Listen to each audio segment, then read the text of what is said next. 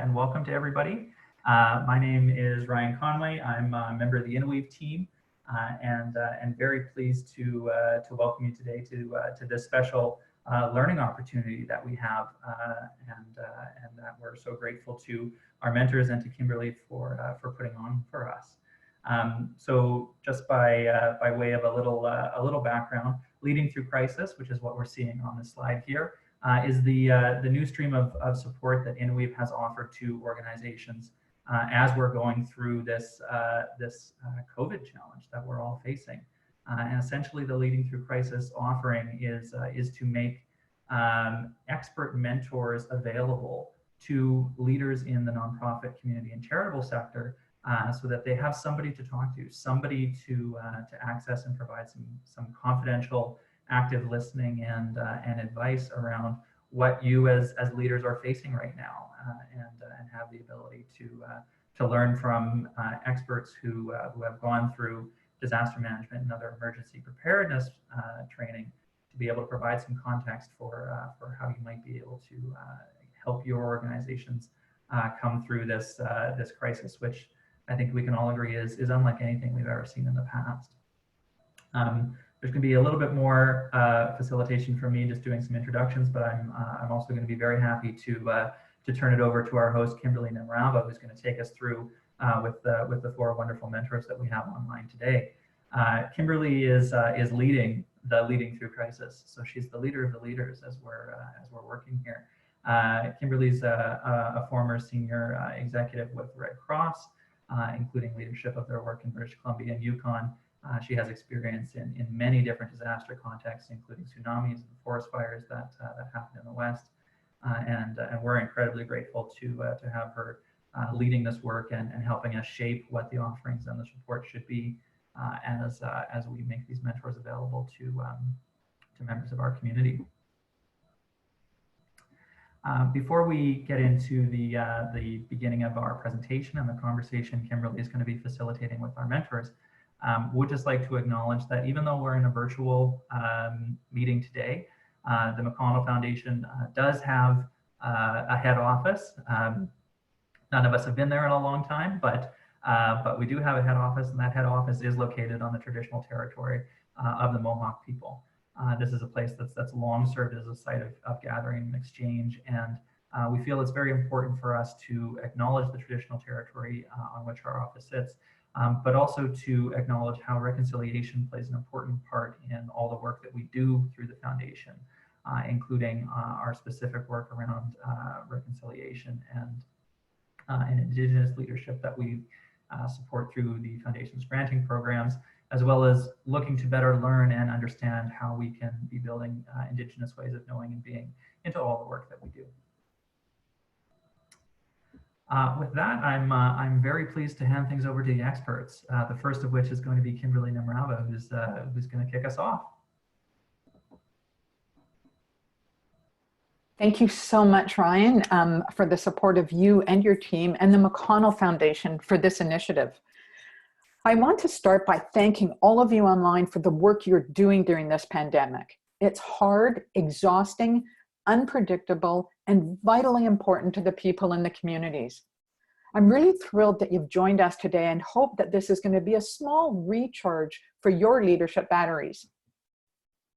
In developing this webinar, we're drawing on the experience of 4 of the mentors in the Leading Through Crisis stream.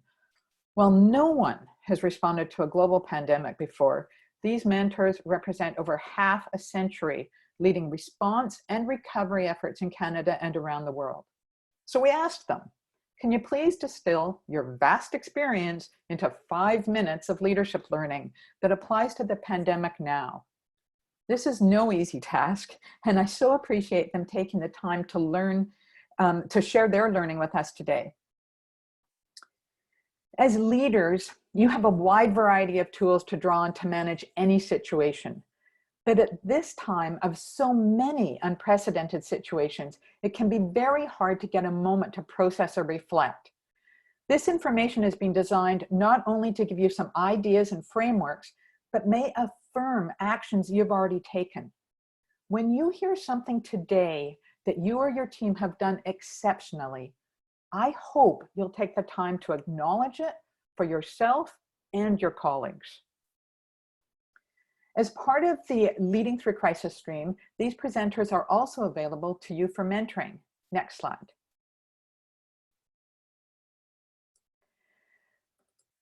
The mentoring service has been offered through InnoWeave to support you during the pandemic. There's no application process or fee for this support. There are currently 14 mentors with a wide variety of experience and all with a background in disasters and emergencies. You can contact the mentors directly through their profile page on InnoWeave or register with InnoWeave to be matched with a mentor. I've included the links above and throughout the presentation, and the very last slide, should there be any problems with the link, has the full addresses to copy and paste into your browsers. Next slide. I'm very pleased to introduce our 4 mentors today: Jean-Pierre Taschereau, Leslie Dunning, Cindy Fuchs, and Becky Denlinger. I've had the privilege of working with all the presenters, and in preparing for the webinar, truly appreciated the opportunity to discuss some of their leadership learning. At the end of the presentations, we'll have a question and answer session when you'll have a chance to raise your hands or submit your questions through the chat stream. Next slide. Our first presenter is Jean-Pierre Taschereau, or JP, who has worked with the International Red Cross and Red Crescent movement since 1991. JP has led emergency responses at the provincial and national levels in Canada and in close to 40 other countries. Jean-Pierre is considered an expert in crisis management and usually deploys to lead the initial response to sudden onset events.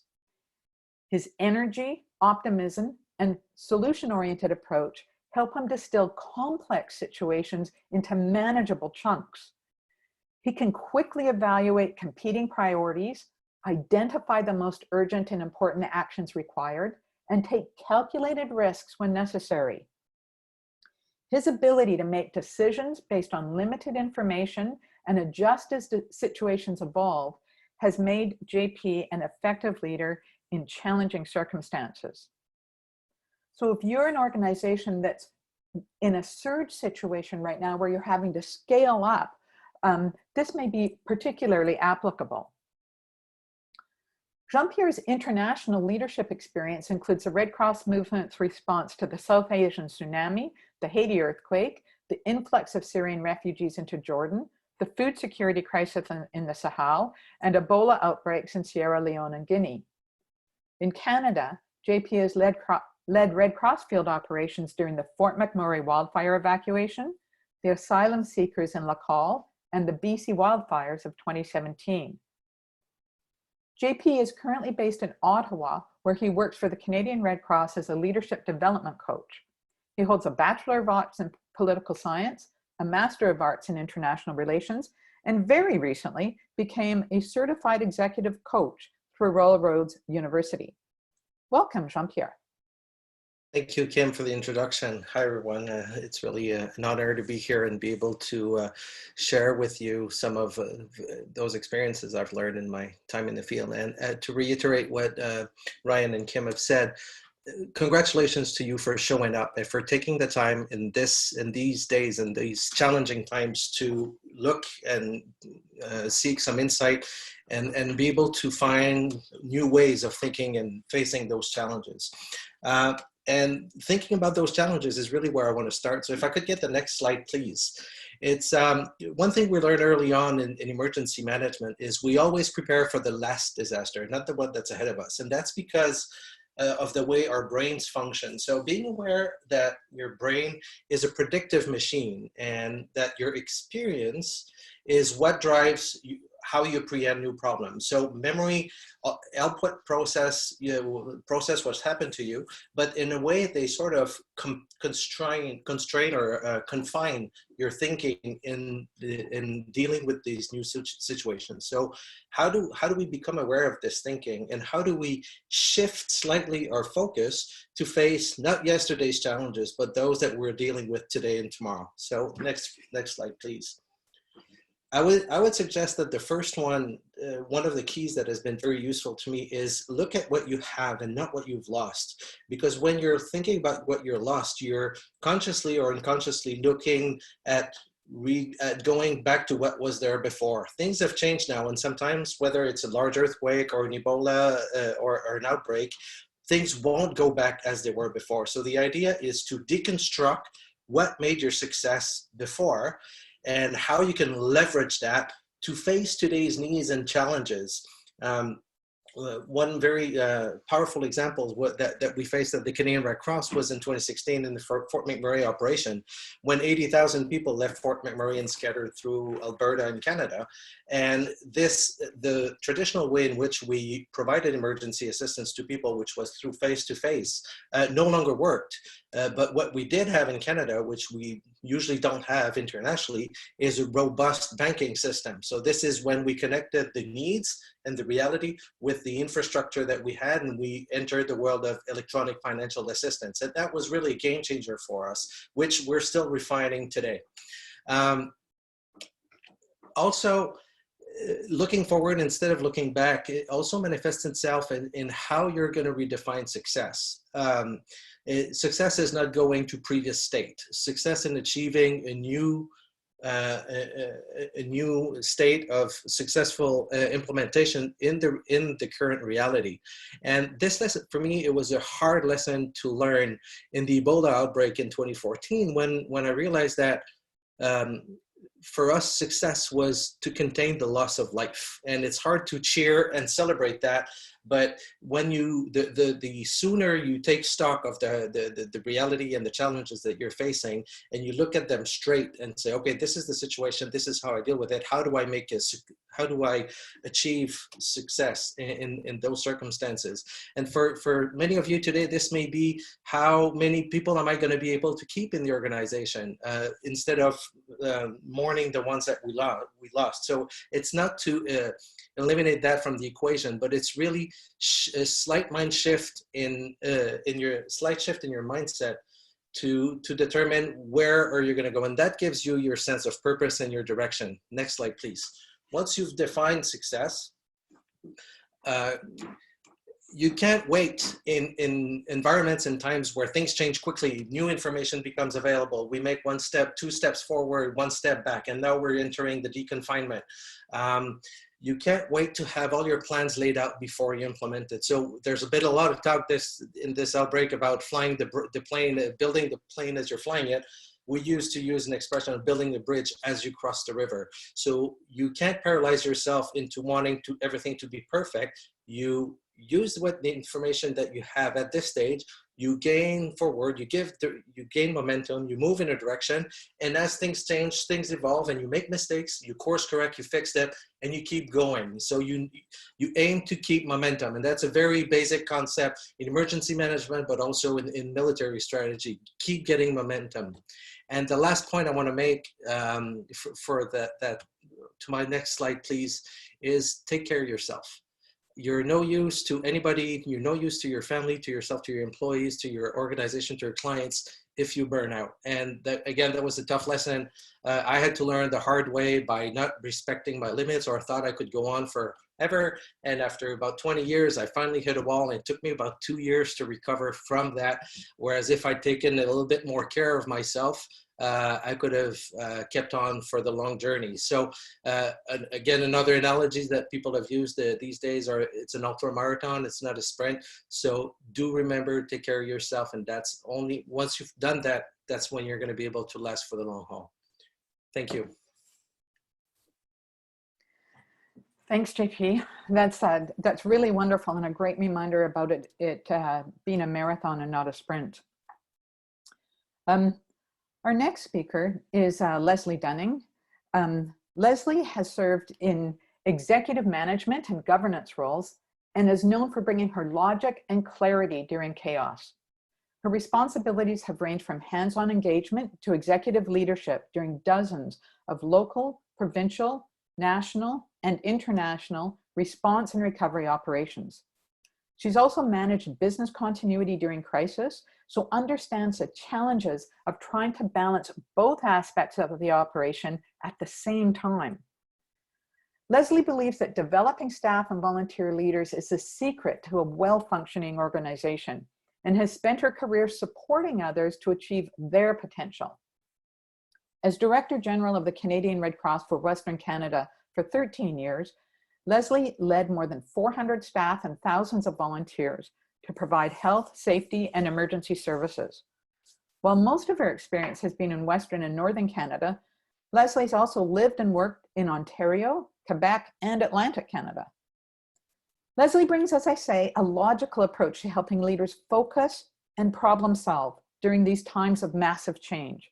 She promotes self-care to ensure that leaders and their people remain as healthy as possible during challenging times. She also helps them look ahead to what's next. Over to you, Leslie.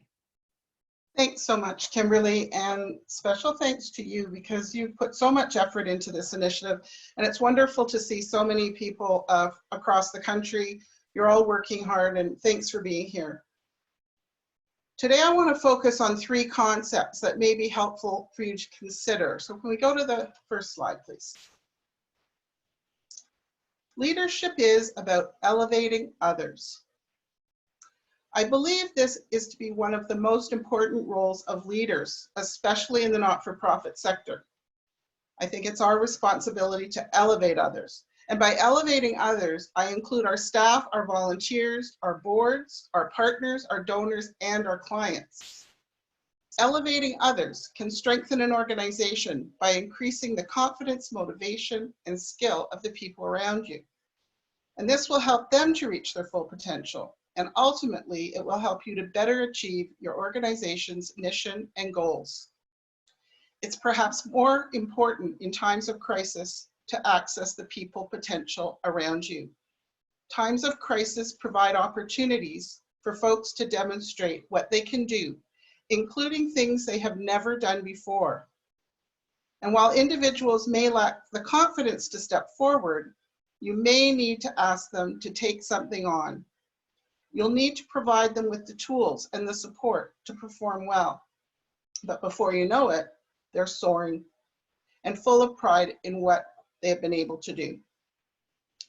Be sure to consider your volunteers and your board when you look to grow your organizational capacity. It is in times of crisis that boards need to lean in, and CEOs and executive directors must feel comfortable with this. Boards have the responsibility to ensure the continued sustainability and relevance of an organization. A wise leader will engage their skills and experience in creative ways. Next slide. You can accomplish anything you want as long as you don't care who gets the credit. This is another core philosophy that I follow. It also contributes to the first concept, the elevation of others. When you make others feel good about what and how they are contributing, it will help to build the relationship and develop even greater commitment. It's not unusual to hear someone say, "What else can I do?" when they feel a sense of accomplishment. And I don't suggest that this is an easy thing to do, especially with today's many metrics-based performance systems. It's essential to receive personal recognition in order to achieve rewards, but just think how much more you can accomplish through giving credit to others rather than focusing on your own score. As leaders, we need to celebrate the achievements of our people. When we give others the opportunity to contribute and receive the recognition, our satisfaction comes from their success. In other words, the accomplishments of individuals and teams are the accomplishments of the leader. Next slide. Responding during a crisis isn't for everyone. So this is a caution, especially in times of crisis. Some people have greater capacity to manage in crisis than others do. Personal capacity and resilience can vary greatly. It's so important to understand the capabilities and needs of each of your people during challenging times. Behaviors can change in unexpected ways during times of crisis. Your normally steady, dependable people can become frozen, and good decision makers can become paralyzed, especially when there are too many unknowns. On the other hand, some people may surprise you by their ability to focus and perform. So you need to monitor behavior and know when to reassign tasks. You also need to be able to judge when people are getting close to hitting the wall. And this can be hitting the wall of patience or just fatigue. And this is including yourself, as JP mentioned earlier. There must be discipline around hours worked, frequency of breaks, especially in a long-term response. Now, time also becomes a capacity reality. People have responsibilities at home, with family, and with other personal commitments, and these expectations can cause additional stress during times of crisis, especially when those at home become resentful of time spent at work. As well, those that are working the longer hours can become resentful of colleagues who they feel are not contributing to the same degree as they are. We must be aware that not everyone has the capacity to work longer hours due to their personal circumstances, and this needs to be okay, and no one on the team should be marginalized. There can be a rift within an organization also when some are working on the priority of the crisis response and others are working to maintain regular operations. But the bottom line for the leader is you must ensure that everyone is valued for whatever role they are playing. Thanks. Leslie, thank you so much. I know that we often said that when people are in their first crisis, they always will hit a wall. And what the leaders could do is just help them hit it a little less softly, a little more softly. We're going to move now to Cindy Fuchs. Cindy Fuchs is a Canadian human resource professional and one of the most respected and experienced disaster response leaders in Saskatchewan as part of her 35-year history with the Canadian Red Cross. She's recently taken this passion and experience to the newly created Saskatchewan Rough Rider Foundation as their executive director. The mission of the foundation is to empower youth and communities through the passion of Rider Nation. I should have made these slides green because she really does exemplify that passion. Cindy is applying her charitable experience to give back to the communities of Saskatchewan. Their first initiative is in partnership with the Jim Pattison Children's Hospital Foundation to launch the Touchdown for Kids Millionaire Lottery. Cindy is very proud of both her given Cree name, Luitsu, and I apologize if I said that incorrectly, which means smart, intelligent woman, and her University of Regina President's Community Award from 2015. We're very happy to have her insights for us today. Cindy. Thank you, Kimberly, and thank you to all of the participants for giving your time to actually learn a little bit more and take some of our experience into hand for yourself. So if you could go to the first slide for me, please, Ryan. I'd like to share that the confidence in leadership is one of the key learnings, and I've had many, many clear learnings as a leader. Every day, whether you're leading in a crisis or not, you need to be that authentic leader. For example, you do not let your people see you run. If they see you run, no matter what you're feeling or experiencing, your teams have to see a calm, humble, honest, confident leader, or they won't have the confidence in you as their leader. The best example that I can share with you is in the BC fires of 2005, and it seems a long time ago, but it's just like it was yesterday. I was asked to go to Kamloops, BC to help with the responses of the fires. When I arrived, I was thrown into the leadership role. I wasn't expecting it. I was scared, inexperienced, and had that holy shoot moment. I found my leadership strength on the top of a pallet of Campbell's soup at the food bank, when a friend of mine helped me understand that regardless what I was feeling at the time, my team, the staff, the volunteers, and clients needed to see me at the very best I could be. I had to suck it up and show my strength. Next slide, please. The next area that I would share with you is the connection with leaders. This is what I find very, very important. Relationships are key to any organization, and during crisis, the most important time to be able to reach out to those partners, funders, and communities that are affected. Leaders in these other organizations might just be needing another leader just like you to chat with, and it could be you that they reach out to after you reach out to them. As a leader, you need to try really hard to get out of the weeds. It's really hard, particularly if you've come up through your organization being in the weeds. Take the time to call your government leaders and include the opposition if you need to. Government and politics do not come into play when you're working for a not-for-profit in a crisis. Call your funders to check in and tell them what you are doing. I will never forget the calls I made to our funders during one of our forest fire evacuations. I had such a good response when I just reached out, and I ended up getting more annual funding than I ever had before, just by being honest and open with our funders. You will have a friend with that funder, government, or stakeholder for life. A good leader reaches out during crisis, so partners and funders remain with you in the long run. It's a check-in, not an ask, and it's never, ever a bad time to make new friends. Next slide, please. The last learning that I will share with you in this small presentation is communications. It's really important during a crisis to communicate internally.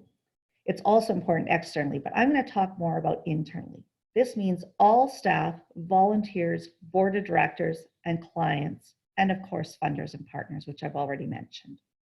It's much more effective to ensure your people hear from you as their leader than to get their information from other sources. And in this pandemic, this is really easy to happen. Other sources like the internet, the news media, and particularly not reputable sources. I suggest that during the crisis and even after, use town halls, use one-on-one calls, email updates, but do it often. Tell your people what you do know and then what you don't know. It doesn't matter if you don't know what's happening. This is very unprecedented for all of us, but they need to hear from you. You'll build long-term trust, and you'll mitigate anxiety with your people when you need them the most to perform at their highest level. These are just a few of my tips on leadership in crisis, and I'll turn it back to you, Kimberly. Cindy, thank you so much. And I think, you know, being at many, many debriefs over the years for disasters and emergencies, the issue of internal and external communication comes up in absolutely every one of them. So thank you for that reminder and information. Last but certainly not least, we're so pleased to have Becky Denlinger join us today. From firefighter to Deputy Minister of Emergency Management for British Columbia, Becky's experience from local to high levels of government provides valuable perspectives on emergency planning, response, and recovery. Becky served as Deputy Minister, Assistant Deputy Minister, and Fire Commissioner for BC. She was a member of many national and international councils and committees. While you can find a more comprehensive listing in her bio, some that stood out for me were the National Seniors Officials Responsible for Emergency Management Group, the Canadian Council of Emergency Management Organizations, and the Canadian Council of Fire Marshals and Fire Commissioners. Prior to joining the BC Public Service, Becky was Fire Chief of the Cobb County Fire and Emergency Services in the Atlanta, Georgia area. So you may pick up her slight American accent. It's no surprise that Becky also served on numerous committees, boards, and councils during her tenure as chief, including the Georgia Homeland Security Task Force, the Executive Session on Domestic Preparedness at Harvard's Kennedy School of Government, and the National Infrastructure Advisory Council, to which she was appointed by President George W. Bush. Becky has degrees and certifications from Thomas Edison State University and the Harvard Executive Program. She holds a Chief Fire Officer designation and is a member of the Institute for Fire Engineers. In short, she's a person you want around during an emergency. Becky.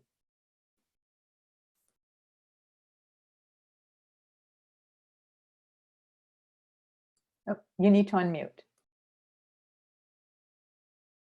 And I'm not an expert at Zoom meetings. So it's a pleasure to join you today. And obviously I'm not an expert at Zoom meetings, but I don't really consider myself an expert at much. More like you, I have been drawn to a career of service to others and leadership with that. and I have a lot of experience that I've gained over the years, over time. I'd like to take a few minutes to talk from my experience about 3 characteristics that I've identified as crucial for success in leadership roles. First slide, please. The characteristics I focus on today are no doubt familiar to you. I consider these foundational elements to good leadership, especially in a crisis. I raise them today because it helps me to refresh exposure to them and to bolster my ability to be a more reliable and a predictable leader. The first of these is to be organized.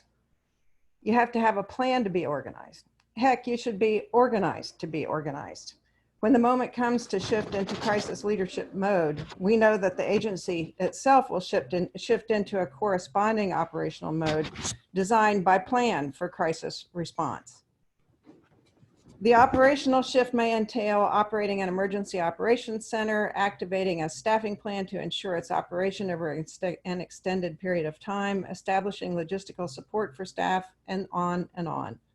The level of organization required to successfully make this shift will depend on the complexity and the duration of the crisis. And as complexity increases, the amount of organization required also increases, to the extent that planning capacity must match the need for additional organization. So, have a plan to add capacity to organize further. And here's a tip. As JP indicated, you may find that leveraging existing plans may provide needed additional horsepower without the need to create so many new plans. Instead, adapt the existing plans to meet the needs at hand. What is working? Build on that. The plans that link together to organize the operation of an agency can be considered a system. When an event is of such scale that agencies are required to coordinate their operations together in new ways, creating a system of systems may be the simplest approach. Build on what is there, and again, harnessing the power of those existing systems and adapting them may save effort and time. The bottom line is, it pays to have plans in place, recognize their value, and that they are for the tweaking, and be prepared to add capacity for just that, adaptation. Next slide, please.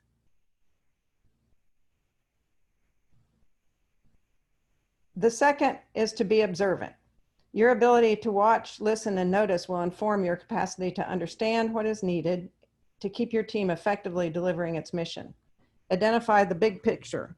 This is your job as a leader, and really it's no one else's. Be sure you see the forest, not just the nearby trees, and the big picture will best inform your ability to organize further. Be aware of the smaller picture and be able to demonstrate that. Staff will appreciate that you understand their views, while also knowing that you are relying on them to perform at that critical level. You are working at the big picture level. Your ability to observe well also gives you the ability to analyze, adapt, and adjust as needed to continue mission effectiveness. That is, to monitor and make necessary changes as the event proceeds. Time out for a personal story about observational skills. When I was serving as fire chief, I worked in a department that led the development of new trench safety standards. And this was because we had had a number of incidents in our jurisdiction that had resulted from trench collapse at construction sites that had resulted in deaths. Enforcing the new trench safety regulations could mean saving someone's life, though it also cost construction companies a lot and time on the job. And there's a contentious element to it because of that. One day I looked outside my office, and there, just feet away, I could see just the top of a man's head as he dug in a trench. This was a very clear violation of the regulations, which required a trench safety box in any ditch over 5 feet deep. Time to lead, right? I stepped outside and I challenged him. Sir, please stop what you're doing. Step out of the ditch and come talk with me. Well, that's when he stood up. Y'all, that trench was barely waist deep on the man. My observation skills had failed me. Next slide, please. The third essential leadership characteristic is to be purposeful in your leadership behaviors. Lead on purpose, with frequent thought given to the moral, ethical, and legal basis for your work and that of your agency. Your agency and everyone benefiting from its work is counting on leadership that ensures a principled approach to the mission. The more evident this is, the higher the trust level within the organization and from outside the organization. Be steady and reliable. During every crisis, leaders are identified who are able to calmly stay the course and provide visible leadership. Recently, British Columbia's Dr. Bonnie Henry has emerged as such a leader here on the West Coast. Remember also to take care of yourself so that you are able to continue to lead. Be nice to yourself and enlist assistance as needed, usually from a personal trusted ally. I know that I've just barely touched on these characteristics, and we could have a pretty good conversation about each of them. My hope is that this brief presentation will help to sharpen your focus, even if just a little bit. I wish you all success and thank you for the work that you do in these challenging times.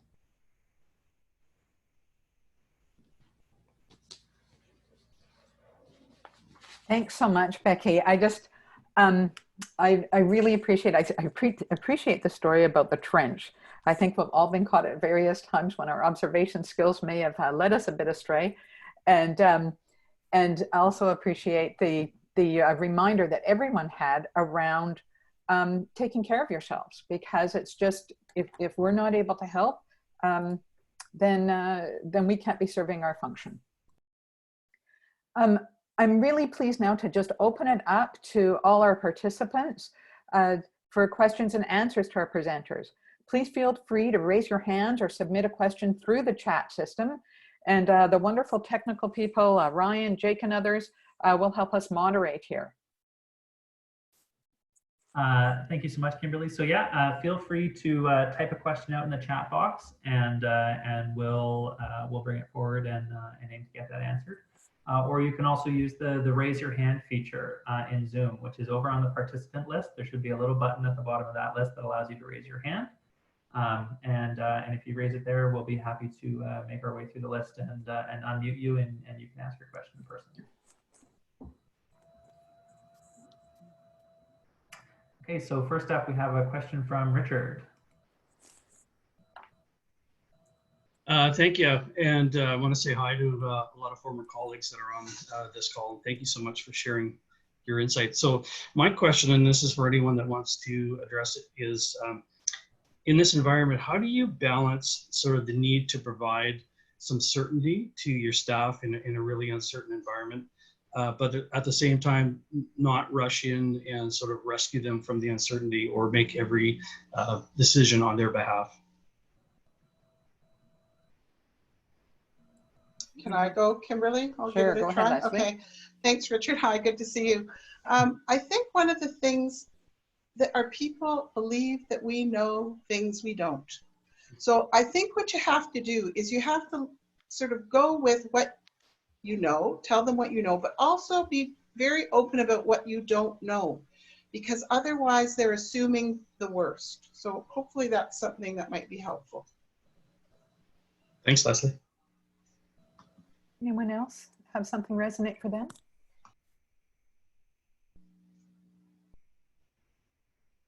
Yes, it's Becky. Hi, Richard. Hi. Just a little simple thing I would add to that goes back to part of my presentation about being principled. I've found two things. First, to be available, which I'm sure you have done. You're making yourself available. And the second one is to be in the habit of reframing or constantly framing discussions in whatever gives your power organization, whatever its mission is, or if it has enabling legislation or anything like that, to remind people that that is the frame from which they draw operational power, to help them practice always reseating on the principles that your organization rests upon. Okay. Thank you, Becky. And we have a question here from Brenda asking how the changes we make in an emergency become the potential system changes in the future. How do these fit with the traditional strategic planning? Any of the mentors in particular want to speak to that? JP, maybe, since you were talking about the system change with moving to electronic aid? Yeah, I mean, it's what I've seen often is there's small incremental changes that happen continuously, and then every now and then there's a quantum leap, there's a paradigm shift at the international level. The tsunami in Southeast Asia was one of those, the earthquake in Haiti, and Fort McMurray in Canada. So the idea, because those crises, amongst other things, what they tend to do is catalyze the decision-making process and the thinking around how we tackle these challenges. What we're seeing now, for example, in the global collaboration on the vaccine is unprecedented. Everybody's making their knowledge available in real time to everybody. So it's a matter of again, looking at how we can make things better to face today's challenges, and then sort of consolidate the strategic learning and frame that into a direction. But having the being in motion just as we're revisiting how we strategize and how we implement things is the key thing. That's great. Thanks, JP. And just a question here on how to organize and deal with shifting priorities. The person feels like they're making new lists every day. That's Laurence. Cindy, I'm wondering if you might be able to respond to that. Yeah, I was going to suggest I could take a crack at that. Thank you for the question, for sure. This is one of the things that, you know, over the years I've really battled with, but I think in my presentation, it was brief, I talked a lot about getting yourself out of the weeds. As the leader, you actually have to think strategically. And it's almost like you're driving the car, you're not the backseat passenger. You actually have to be able to shift your priorities, but also when you're making new lists every day, and what I tended to do is I would make my list of what I thought I needed to do and then put it through the filter. Is this what I need to concentrate on today? And usually I would be able to narrow it down to 2 or 3 things that were going to actually really be impactful to the people and my organization. Thanks, Cindy. That's great. Yeah, we have a question here on board members, and I think that I'm going to ask Leslie to respond to Kyla around what tips you might have to motivate board members, and specifically board members doing during these crises, because Leslie has extensive board experience. So the board's role continues the same. They are responsible for the continued relevancy and the continued sustainability of the organization. And so when you normally do your planning and you have your meetings set up, you're monitoring that, you're carrying out your duties, your fiduciary duties as a board. But when there's crisis, you really do have a responsibility to lean in. And it's not uncommon for the board to be meeting much more often. If they're normally meeting quarterly, they might be meeting daily, weekly. So because they need to be supporting their executive director and ensuring that things are moving ahead, that they're helping them problem solve. It may be uncomfortable for the executive directors or the CEOs, but it's very important that the board is there. Now, in terms of engaging them specifically, I'm hearing of organizations where some of the very experienced board members, the financial experts, are leaning in and they're helping with financial projections. They're helping with grant applications. So there are things that they may not normally be so hands-on in, but because it's a crisis and because they have these specific skills, I'm hearing of board members that because they have background with communications and public affairs that are leaning in, preparing some of the communication, handling some of the communication, just taking some of the load because of the skills that they have. It's not specifically the board's role, but if they have the skills and if you need the skills, then you ask them. And anyway, I think I'll stop there. That's great. It's I think on some boards, as you say, Leslie, maybe sort of stepping back a bit, and really that it is a time where they need to lean forward. And of course they have multiple priorities as well. I want to go back. We've got another question from Andre, who says, often in a situation where plans and movement are needed to be drafted and executed, there's a conflict between moving and explaining why the plans are valid and needed and recommended, particularly when the leader is very experienced and the team new to these situations. How do you manage these competing priorities? Maybe we can start with Becky on this one, because working in government, of course, you can imagine the sheer volume of plans that need to be considered. Thanks, Kimberly. You know, it's going to sound funny. If you're talking within the organization, it's a good time for a story or two that can amplify the experience that you draw from and allow people to sort of vicariously learn from whatever you've been through so that they can maybe get a sort of jump forward a little bit in their own experience by applying a story that they hear from you. Externally, not sure if I'm following your question exactly, but externally, the same thing applies, only different, of course.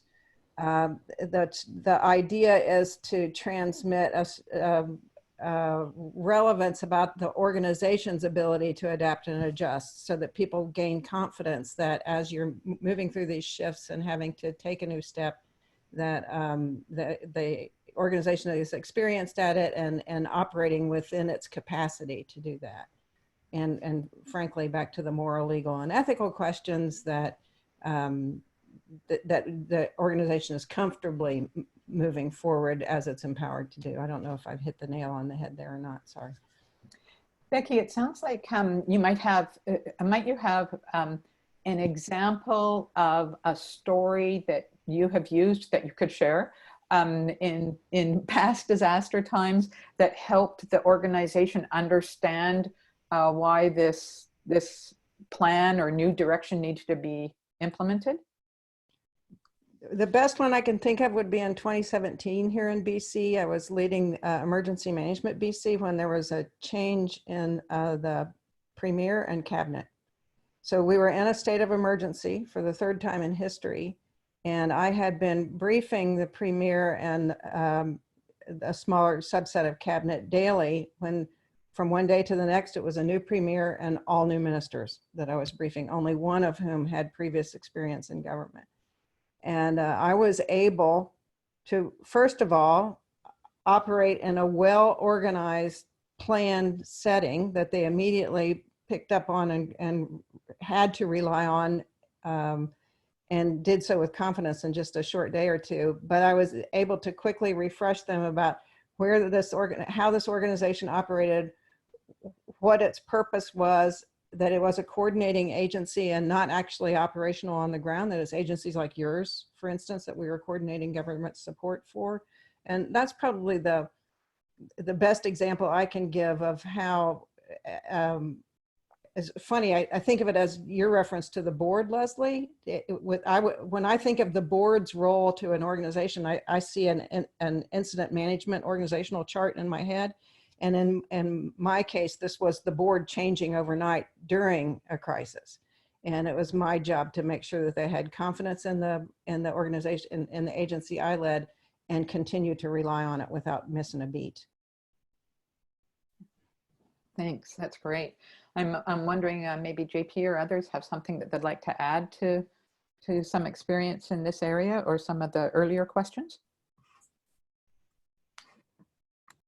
Kimberly, I could, oh, sorry, JP. Go ahead, Cindy. I can add, I think, a little bit to this because as you, in my introduction, I worked for 35 years at the Canadian Red Cross, so I had a lot of experience, and now I'm working for a football team. So during this crisis, I'm drawing on my experience with the Red Cross, but bringing it to an environment that the only crisis that the Saskatchewan Roughriders had dealt with was the color of Gainer's eyes, which is the mascot, really. So I'm trying to bring in sort of suggestions. And so I did, Kimberly, I have been using a lot of storytelling, but also using those terminology like perhaps, this is something that I have learned, you might want to think about, because if you're the leader, you have to say, well, this is how we're going to do it. But in this case, I'm not necessarily leading that organization. I'm a partner and part of the leadership team. So I had to shift the way I talk to the organization that I'm now with. So it just depends on, who you're talking about or who you're leading on how you might want to manage that. Great. Great. I know JP wanted to step in, and then Leslie. I was actually just, my brain kept on working in the background to the previous question. I think it was from Andre about how do you capture the learnings and the new situations in terms of the crisis, and how does it relate to the traditional strategic planning. I think what I found very useful as an approach to this is agile management, where your cycle for design, implementation, revision is much more compact, and it's very iterative. So those cycles are a lot faster, a lot smaller, and you capture it as you go. So in these crises, this and other crises, when you're learning on the fly and building the bridge as you're crossing the river, they're like living labs, right? So it gives you the opportunity to roll it out and capture it rather than trying to figure it out all ahead. But what you need to have, and this goes to the last question, I think the foundational element is trust between the team and the leader and each team member. So if it's a new team, it's a little bit more challenging, but one of the fundamental questions that you need to have is, what's the level of trust that the team has in me as a leader, that they trust me to do the right thing, and that's based on your character and your competence and your experience. But when you have a good sense of that, this is the foundational work that you can build upon. That's great. Yeah, we haven't actually talked about that trust as a concept throughout this, but I think it's still sort of woven just in giving people confidence in stepping up and many of the things that people have said. Leslie, over to you. So a couple of things. So first, on the topic of plan, a lot of people, when they do a plan, they feel the plan is the fact. And I like to frame it that the plan is the map. It's the direction you're going. And that sometimes there's obstacles and sometimes you have to change, but you're still going in the same direction. And that can sometimes help people as they need to adapt the plan. On the question of priority setting, one of the things that I'll ask is, what is the worst thing that's going to happen if we don't do this? Because that really helps you measure. Like, are we talking about, is it life loss? Is it safety of people? Is it funding loss? Is it, you've got different levels of importance. So if you can ask that question, what is the worst thing that's going to happen? It does sometimes help in the priority setting and the changing of priorities in crisis. Thanks, Leslie. Those questions are also really, these various questions that we can sort of ask ourselves as we're going through. And I know other people have referred to questions that they ask themselves, which is an interesting tool. We're nearly at the end here, and I'm just going to, invite each of the mentors to, because we've only got a couple of minutes, to very quickly just any final little thoughts as we're signing off here, and we'll start again with Jean-Pierre. Just take care of yourselves. See of it as the long haul. Yeah, so true. So true. Leslie. I saw a Charlie Brown cartoon the other day, and it was something like, if you focus on the bad, you won't have time to focus on what's good. And so while there is certainly many, many challenges going on, the question earlier about change and what's changed, I hope a lot of the things that have changed will continue to be there. I think Zoom meetings, I think the house party with the family across the country. I think seniors being able to speak to their physician by phone instead of having to go into the office for every appointment. I think there's some things that I hope will stay, and good luck to everybody. Thanks. Thanks, Leslie. Cindy. So I'll just sort of tag on to that, Leslie, that I would say that now is the best time to be agile and pivot. If you're in an organization that is not in disaster response or not in crisis, but you've been affected by either funding loss, events that haven't happened, that's the kind of, those are the time, this is the time to actually rethink how you do your business.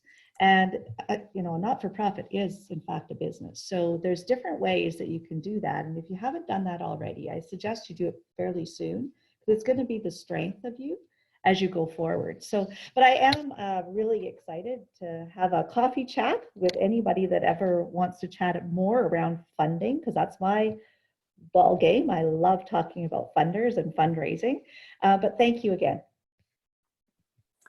Thanks, Thanks, Cindy. And Becky, over to you. You're crazy, Cindy, if funding's your bag. I thought, oh God, how painful. Oh, geez, I would just say when it comes to telling stories and to talking in generally, internally with your organization and externally with your organization, I know that you wouldn't be in the roles you are now if you weren't good at matching your message to the audience. But I did see something really, really funny that reminded me of a mistake that a lot of people make when they sort of cast their message the wrong way. And it's a really simple thing. It's a picture of a cat saying, let me tell you a tale. Once upon a time, I ate your hamster this morning.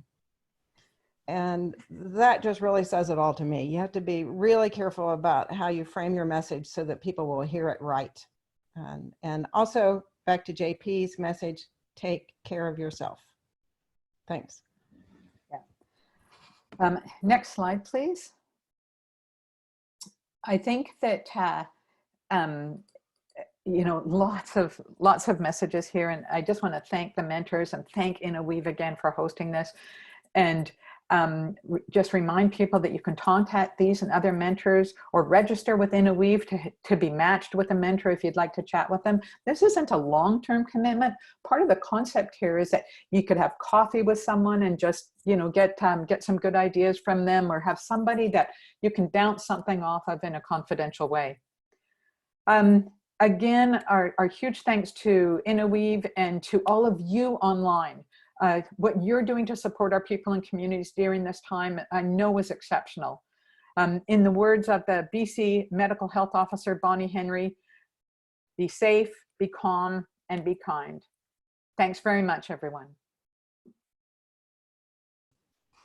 All right. Thank you to all the mentors, to Kimberly, to all our participants. It's been phenomenal having everybody online.